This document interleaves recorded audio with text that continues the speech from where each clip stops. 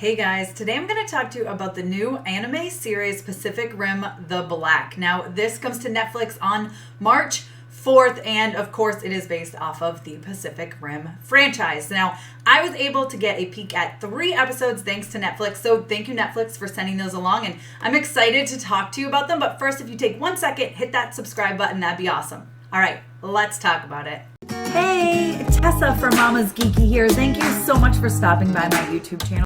Probably my favorite thing about Pacific Rim is the fact that we get these kaiju. I mean, I love big, giant monster fights. They're fun. They're entertaining. Of course, they're filled with action. So that is one of my favorite things about the Pacific Rim films, and I'm excited that they brought this to the show. Now, in this show, in the first episode, they really truly set up for what could be, I feel like, many seasons of this animated show. I mean, basically, you have, this is years after the kaiju have completely taken over Australia. I mean, completely taken over. Humans are in hiding. There are a few safe havens, but if you can't get to one, you are in trouble. And we end up seeing 2 teenagers, a brother and a sister, who their parents go out and don't come back, and now they are left.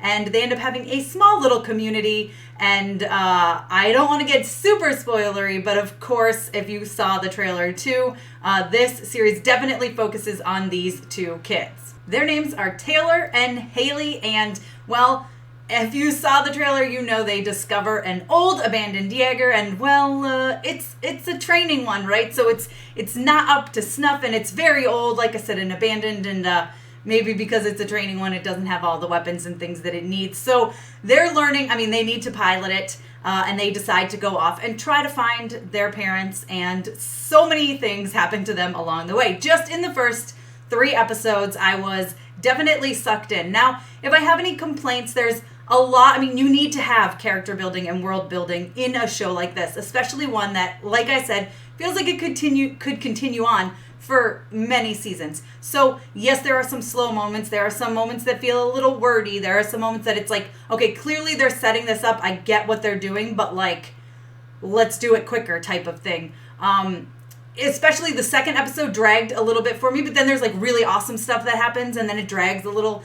It's just all about finding its footing, I think. And really, by the time the 3rd episode ends, I was like, I need more. I want to know what's going to happen with these characters. Now, the animation style is good. I enjoy it, but there are definitely some issues, especially when they close up and people are talking. My friend Ren from Ren Geekness kind of pointed it out to me, and when I went back and rewatched it, I was like, oh yeah, no, I totally see what he was saying there, and now I can't get that out of my head.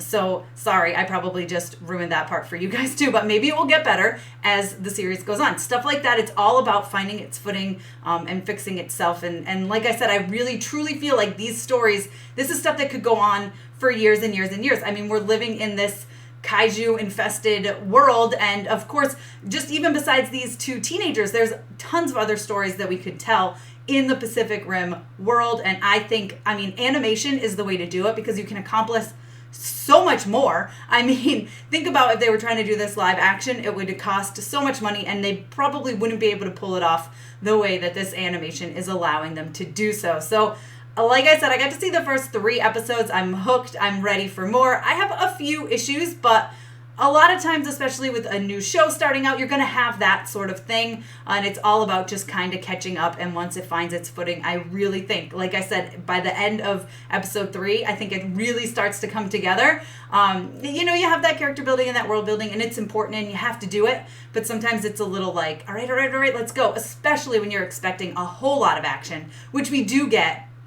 I love action, and especially in something like this, that's Pacific Rim, it's kaiju, I mean, that's what you want, that's what people are coming for. There is a good story in it, but yes, we want that action, and like I said, by the time we get to the end of episode 3, I was all in. I can't wait to see the rest of this season, so when it drops on March 4th, I will be watching it for sure, 100%.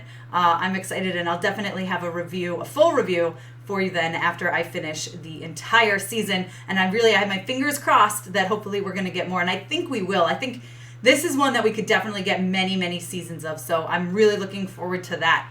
If you guys have already seen Pacific Rim The Black by the time you get to this review. Let me know what you think down below in the comments.